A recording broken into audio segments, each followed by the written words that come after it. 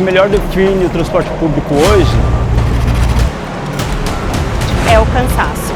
O que melhor define o transporte público hoje é o sufoco. É o gasto. O que melhor define o transporte público é cansaço. É sufoco. Cansaço. É o atraso. É o sufoco. o atraso. Sufoco. O que melhor define o transporte público hoje é o cansaço.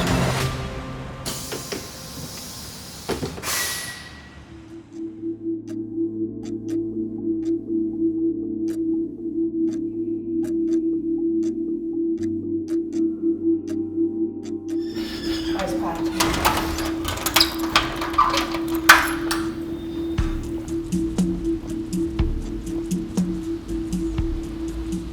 É o único ônibus que vai para São Paulo, que sai aqui de casa. Aí não tem outra opção. Ou eu pego esse ônibus, ou eu não pego nenhum. Aí eu tenho que ficar esperando, porque ele sempre vem bastante cheio e demora bastante para passar.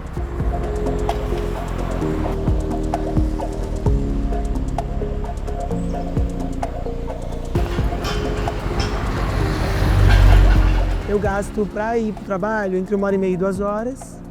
Do trabalho até a faculdade, 1 hora mais ou menos. E daqui até a minha casa, 1h30 mais ou menos também, por causa do horário que eu volto. Então, no total, eu gasto entre 4h30 e 5 horas para poder sair de casa, trabalhar, do trabalho à faculdade, da faculdade para casa.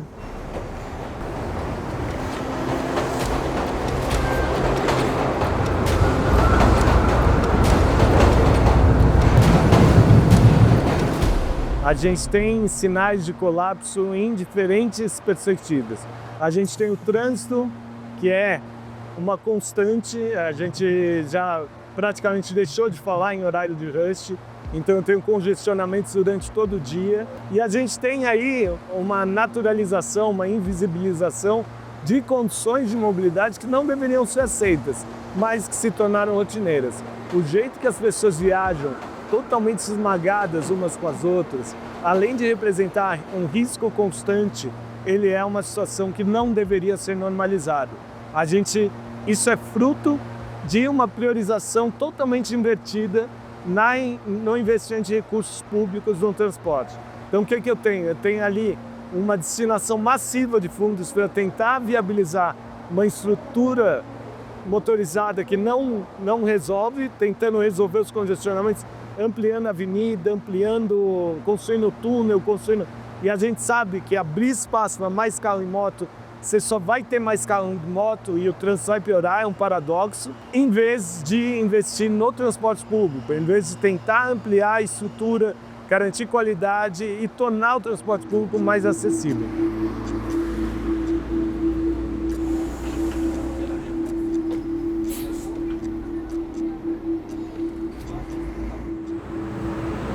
Buenas, pegar isso. Eu acordo 3h40 e aí desço o escadão e aí eu pego a perua, o ônibus lá embaixo para Goianá.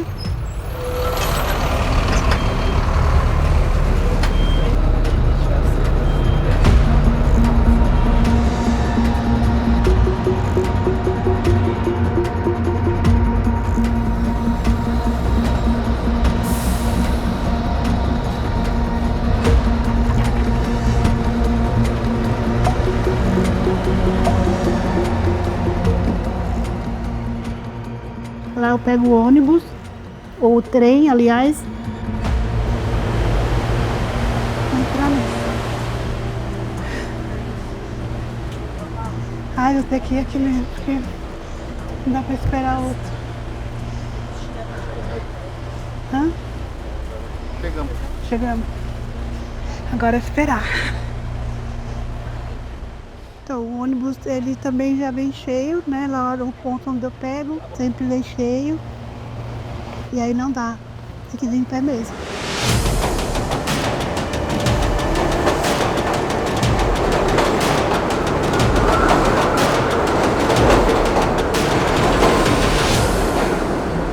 cidade foi produzindo uma infraestrutura para acomodar essa população que a gente está chamando, que fica aqui em São Paulo na hora de exclusividade branca. E é demanda dessa população a prestação de ser o trabalhador, a força de trabalho da população preta, pobre, periférica, da população de baixa renda, que vai morar longe. Então, você vai construindo toda uma rede de mobilidade mais eficiente dentro dessa lógica. Então, pensando em São Paulo, basta a gente pensar no mapa do metrô de São Paulo, como ele é muito mais eficiente para quem mora numa determinada parte da cidade. A rede de ciclovias, a distribuição das bicicletas, sabe, essas bicicletas que você pega na rua, dos patinetes, elas todas seguem essa mesma lógica.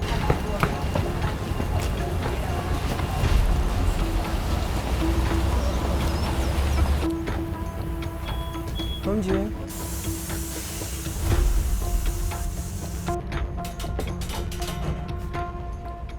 Eu acho que o transporte hoje, ele, como vários outros elementos assim da nossa sociedade, ele reforça muito as desigualdades, né? Dificulta ainda mais quando a gente pensa em lazer, em acesso à cidade, a parque, porque hoje os parques não estão concentrados nas periferias. Muito menos cinema. O cinema mais perto da minha casa é a 50 minutos de ônibus, por exemplo. Mas mais do que isso, eu vou ter que gastar R$16 só para ir até o shopping e voltar para minha casa. Fora o valor do ingresso. Se eu quiser correr num parque, eu não tenho um parque perto da minha casa. O parque mais perto da minha casa é o Parque do Carmo, que fica na Zona Leste, muito longe. Umas 2 horas de transporte público para chegar lá. Ou então Ibirapuera, que nem sequer tem metrô do lado. Tudo isso faz parte desse planejamento segregado da cidade, para manter a eficiência disso. E a segregação é fundamental para organizar a desigualdade social no Brasil. Se a gente constrói cidades que são socialmente e racialmente segregadas, onde quem tem mais dinheiro, quem é a branquitude de classe média e alta, ela se segrega em determinados pontos da cidade. E essa população, ela segrega os seus lugares de vida e também os lugares, as estruturas que elas precisam para reproduzir sua vida com qualidade. Então, o parque, a universidade, os trabalhos que oferecem melhor renda, né, os melhores hospitais, as melhores escolas. Então, se você mora em um bairro em que você precisa gastar 3 horas para acessar isso, mesmo que seja público, sem contar as outras catracas que existem, né, para você acessar esses serviços, você está em situação de desigualdade. Afinal, o que nós estamos querendo? Que as pessoas morem na cidade, mas não tenham condições para fazer os deslocamentos necessários para, inclusive, usufruir aquilo que uma cidade pode oferecer. E ficam só com o prejuízo que a cidade pode oferecer, ou seja, não pode fazer isso, não pode fazer aquilo, né? Só faz o deslocamento uma vez por semana, quando devia fazer todo dia. No final de semana não vai visitar parente e amigo porque não tem dinheiro para pagar o transporte coletivo e assim por diante. Então, o transporte coletivo deixa de ser vamos dizer, uma coisa puramente de serviço público, no sentido público para todo mundo, mas ele passa a ser um instrumento de dominação social, que é uma coisa que acontece no Brasil fortemente. Então a tarifa zero é uma discussão de um problema social.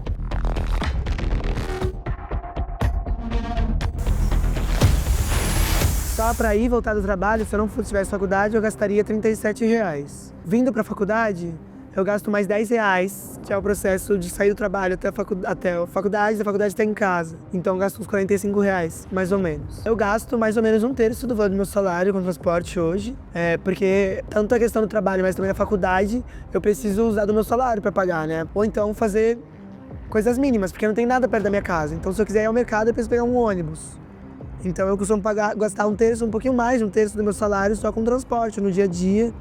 No meu mês, né, na verdade. Então, quando você tem tarifas tão altas como a gente tem no Brasil, em São Paulo, em várias cidades brasileiras, você onera muito a renda das famílias, especialmente as famílias mais pobres, as famílias pretas, pobres e periféricas, né? As mulheres que têm que fazer mais deslocamentos relacionadas ao cuidado com a família, né, de levar os filhos no hospital, na creche, na escola, todas essas atividades de cuidado, né? Quando você tem tarifa, você tem que pagar por isso, você tem que começar a racionalizar. eu vou fazer esse deslocamento, eu vou a uma atividade cultural ou eu vou ficar em casa? Eu vou a uma atividade que pode ser de aprimoramento profissional ou eu só vou trabalhar? E essa escolha é desigual.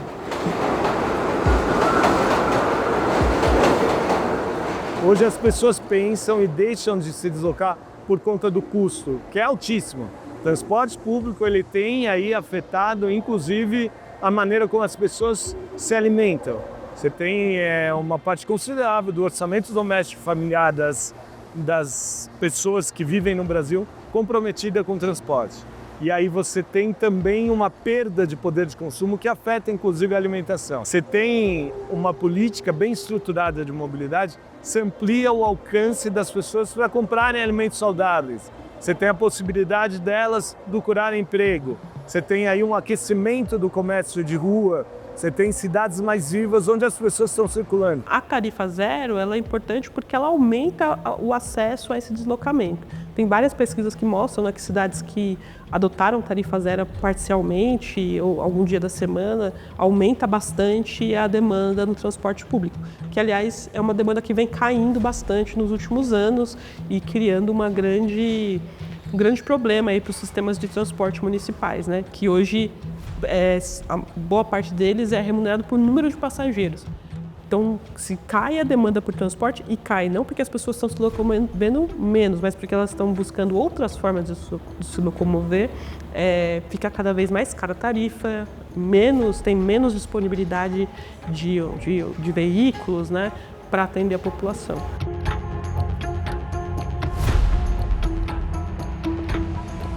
É por isso que a gente vive situações como essa, de superlotação no transporte. É por isso que a gente tem aí os sistemas funcionando sempre no limite. Porque as empresas e todo o cálculo de dimensionamento da rede, ele é feito com base no número de passageiros. Partindo de uma premissa que ela é muito frágil, de eficiência, e é uma decisão de quem não usa o transporte público, você vai tentar sempre tornar as linhas mais lotadas possível.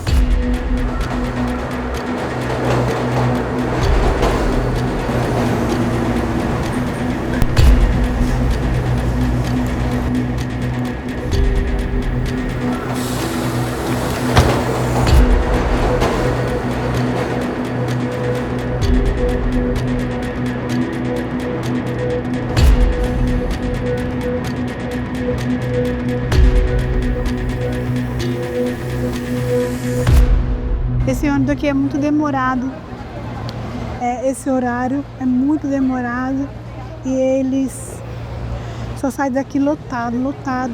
Um absurdo, daqui para Tiradentes é 20 minutos no máximo.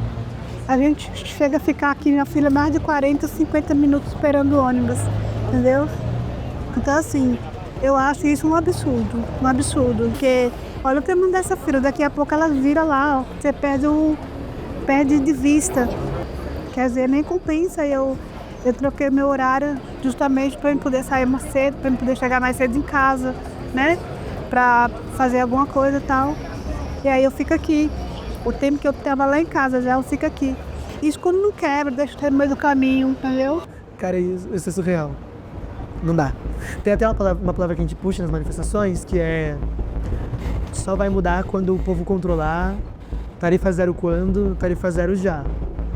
Porque apesar da tarifa zero, que o Prefeitura de São Paulo promete aos domingos, ainda assim é tarifa zero com que nível de sucateamento do transporte? Porque se a gente for ver, beleza, mais pessoas começaram a usar o ônibus aos domingos. Mas a oferta de ônibus aumentou consideravelmente? Não.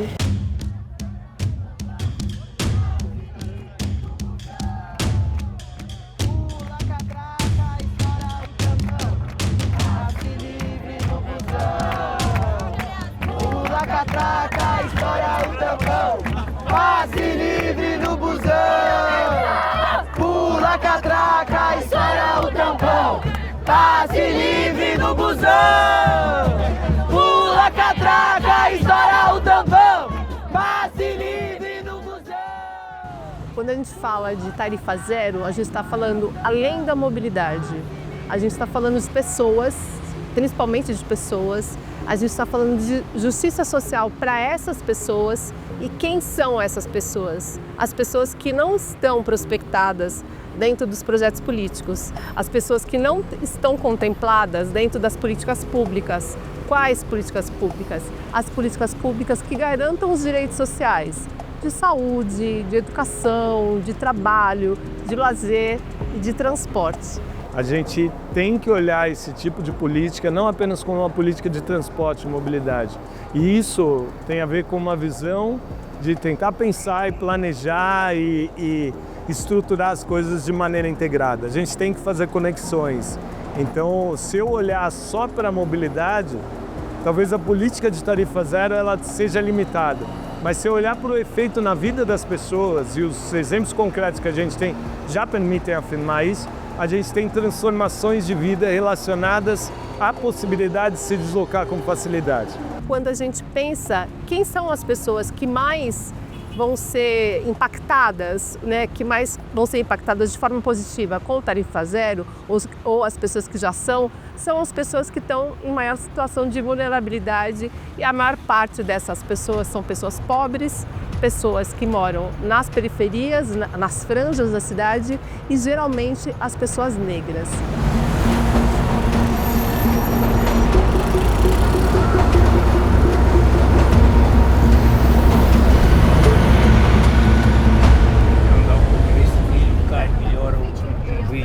Calor, né? Um absurdo, né? Nessa era que a gente tá, num calor desse. Pegar um ônibus sem ar-condicionado, lotado desse jeito. Eu tô cansada, minhas pernas tá doendo. Pra mim subir aquele escadão lá. Aí eu não quero, eu quero pegar tudo. Você viu que hoje eu saí, era 2h20. Eu cheguei aqui, era 4h50, mais ou menos. Entendeu? Eu gastei 2h30 para voltar.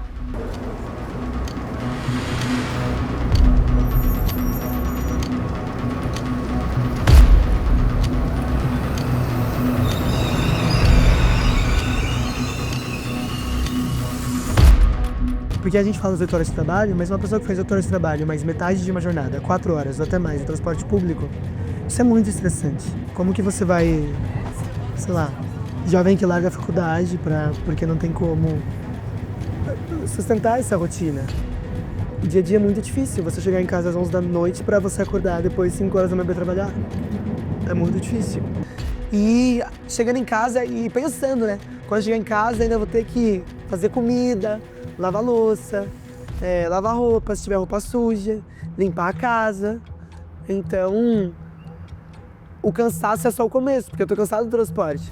Mas chegando em casa, eu tenho que superar esse cansaço e fingir que eu tô bem, para poder fazer as coisas do dia a dia e dormir tarde, para no dia seguinte recomeçar tudo de novo. E isso é muito injusto, né? Eu não vou ter tempo para fazer terapia. Eu não vou ter tempo para me cuidar. É claro que eu vou estar mais triste, é claro que eu vou estar mais exausto. E é claro que também, apesar de estar mais triste, mais exausto, mais irritado com a sociedade, eu não posso largar tudo isso, sabe? Acho que isso é o que mais me incomoda. É como essa lógica do transporte deixa a vida ainda mais difícil, que já é difícil, fica ainda mais estressante e mais cansativo, né? Aí impacta na saúde financeira, na saúde física, na saúde mental, na saúde social dessa pessoa, porque ela não tem mais tempo de pensar num tempo de lazer. Todo o tempo dela é um tempo de trabalho. Então, a mobilidade, ela impacta na vida das pessoas. E quando eu faço esse recorte, as pessoas podem pensar assim, mas isso não impacta na vida de quem não é pobre? Impacta, mas muito menos. As pessoas que estão ali na classe média ou da classe média para cima, elas têm um tempo de trabalho menor, ou elas conseguem regular esse tempo de trabalho delas, elas conseguem, de alguma maneira, criar um tempo para o lazer, criar espaços para esse lazer. Ela tem tempos de deslocamento muito menores, isso quando nem se desloca mais para trabalhar. Tempos de sono, se eu pensar que uma pessoa está às 7 horas da manhã numa região central, vindo a 40 a 50 quilômetros de distância, ela tem que acordar pelo menos umas 4 horas da manhã.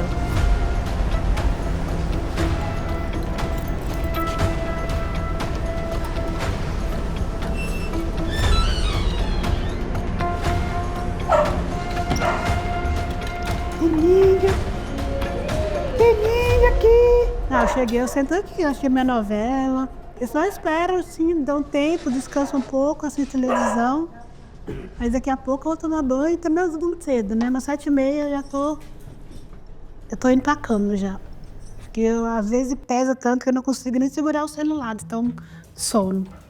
Uma condução cara como tá, eu acho que eles deveriam dar mais atenção pra gente nesse sentido. Ou então, assim, eu não sei por que eles não trazem o trem até aqui, né?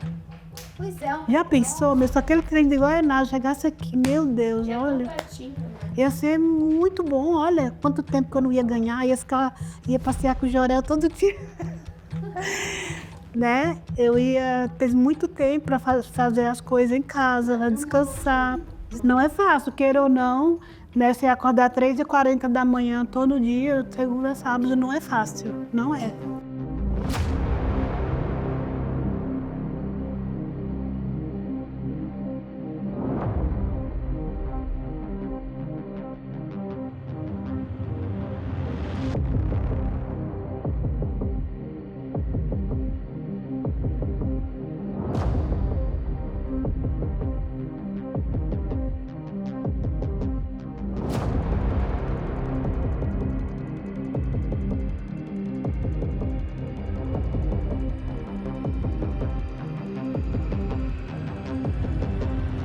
A gente tem aí uma perspectiva que dá para chamar de colonialismo verde interno. Então você eletrifica toda a frota, você limpou o ar da cidade, você conseguiu ali pelo menos reduzir as emissões, mas você está gerando um impacto em outras partes. Se eu tiver que produzir tantas baterias para substituir todos os motores aí de toda a frota de São Paulo, eu vou ter que ampliar muito a mineração para produzir lítio. Não é somente passar para carros elétricos se a gente não vai mudar o modelo de individual do transporte. Não adianta mudar a fonte, né, de energia, seja dos carros elétricos ou do que a gente venha discutir, se a gente não muda o modo de produção, né? Ou seja, essa centralização no transporte individual, né? Então, acho que isso é central. Não adianta a gente querer pensar cidades se a gente só está pensando a discussão de passar de carros, né, baseado em combustíveis fósseis para carros elétricos e não ter essa discussão mais profunda sobre o transporte como um todo. É óbvio que a gente não é contra substituir motor a diesel, a gente quer aí ter mudanças, mas é preciso considerar como a gente vai fazer isso, como tentar reduzir ao máximo o nível de impactos e descartar a ideia de que é normal a gente criar zonas de sacrifício, porque essa é uma ideia muito equivocada. E também eu acho que é muito importante analisar essas relações norte-sul, né? A demanda por esses projetos de mineração, de lítio, também é uma demanda dos países, principalmente do norte, né? Que cada vez mais está eletrificado. Então, os impactos que comunidades, né, muitas vezes que têm o seu modo de vida, que vivem de maneira, né, harmônica com o ambiente, vêm sofrendo a essa expansão desses processos, né, desses projetos de mineração nos territórios e o que isso ocasiona, né? Além de todo o processo mais relacionado com a contaminação, justamente, né, muitas vezes chegam trabalhadores de fora, né? A maioria desses trabalhadores são homens e o que isso gera também nesses espaços, né, de comunidade, né, ou de pequenas cidades, pequenos municípios, que justamente o que acontece muitas vezes é o aumento da violência, né, da violência em geral e da violência também em relação à violência das mulheres, né. O que a gente precisa não é simplesmente modernizar ou apostar em tecnologias, uso mais limpo de combustível. É lógico que qualquer avanço nesse sentido é bem-vindo, mas a gente precisa ou sim pensar em transição modal. A gente precisa ou sim ter mais gente usando o transporte coletivo. A solução é óbvia que existe. Técnica, nem se diga. Hoje em dia você pode fazer maravilhas com o sistema de ônibus de transporte ferroviário local e polui menos, você diminui o nível de ruído na cidade, você facilita a vida das pessoas na medida que você não precisa pegar o automóvel e ir daqui para lá, mas daí você tem que parar no estacionamento, você libera espaço. Então, na realidade, nós não estamos falando somente de deslocamento das pessoas. Do ponto de vista do deslocamento das pessoas, é óbvio que o transporte coletivo é muito mais inteligente que o transporte individual. E tarifa zero nem se diga. Com tudo isso, ele não acontece na escala que poderia acontecer por causa desse jogo de interesse. Ainda assim mesmo, tem hoje mais de 120 cidades no Brasil que têm tarifa zero. E em todas elas, o sucesso é absoluto. Eu arriscaria dizer que na maioria delas, as prefeituras simplesmente fizeram uma decisão política e passaram a dedicar uma parte do orçamento para subsidiar de maneira integral. E é interessante ver porque normalmente é uma parte pequena do orçamento. A gente está falando em 2%, algo assim, que é algo viável e factível. Então você tem desde cidades como São Caetano do Sul, que está tentando ali jogar o dinheiro de cobrança de estacionamento em espaços públicos. Então o cara que vai de carro e estaciona, ele tem que pagar ali um valor que vai ser revertido para custear integralmente o transporte público. A tarifa zero é um primeiro passo para uma nova relação com a cidade. Porque o fato é que hoje todo esse lucro, essa ganância que a gente no transporte, que nos deixa, além de adoecidos, irritados, mas assim, revoltados com o fato de a gente viver tudo isso, o fato da gente saber que a gente pode usar o transporte, que nós vamos lá, tipo assim, todo dia que eu uso o transporte para trabalhar, para construir a riqueza desse país e tal, e eu posso usar esse transporte e não pagar por ele, porque eu já pago imposto, porque eu já trabalho no dia a dia. Eu não preciso pagar para usar o meu transporte, para me locomover pela cidade. Eu acho que isso mostra pra gente, inclusive pra essa galera que tá meio deprimida, inclusive com a realidade, que, cara, talvez essa cidade seja realmente nossa. Eu acho que eu posso... Talvez seja possível pensar outro tipo de cidade. Talvez seja possível pensar outro tipo de relação com o lazer. Talvez eu não precise ficar enfurnado em casa no fim de semana porque eu não tenho dinheiro pra sair. Talvez eu possa enxergar um mínimo de dignidade, assim, no meu dia a dia. Então acho que a tarifa zero, ela não cumpre só o papel de vou poder ter acesso mínimo democrático à cidade. Mas o que é democracia popular se não o povo tomar nas suas próprias mãos o seu destino? A gente, especialmente as pessoas mais jovens, tem que sonhar com outros tipos de cidade. A gente tem que imaginar, a gente tem que manter a esperança e acreditar que outros mundos são possíveis. É um modelo de cidade que está em disputa agora e a gente tem que pensar nisso. Você priorizar transporte público coletivo é um caminho aí distinto do que a gente está seguindo hoje. Se a gente seguir tentando fazer uma cidade funcionar a partir de deslocamentos motorizados privados e ter mais gente, cada vez mais, com políticas de financiamento de veículos, desconto de impostos, de incidência de impostos, para incentivar o consumo de carros e motos, a gente vai ter um agravamento dessa situação e vai chegar um ponto em que as nossas cidades vão efetivamente colapsar. E se a gente quer cidades que se sustentem de verdade, que sejam mais justas, mais equilibradas, a gente tem que mudar as prioridades no trânsito. A gente tem boas justificativas para pensar em políticas que ampliam o acesso e a tarifa zero é uma delas. Eu acho que a tarifa zero cumpre, primeiro, é o estopim do que pode vir a ser na sociedade.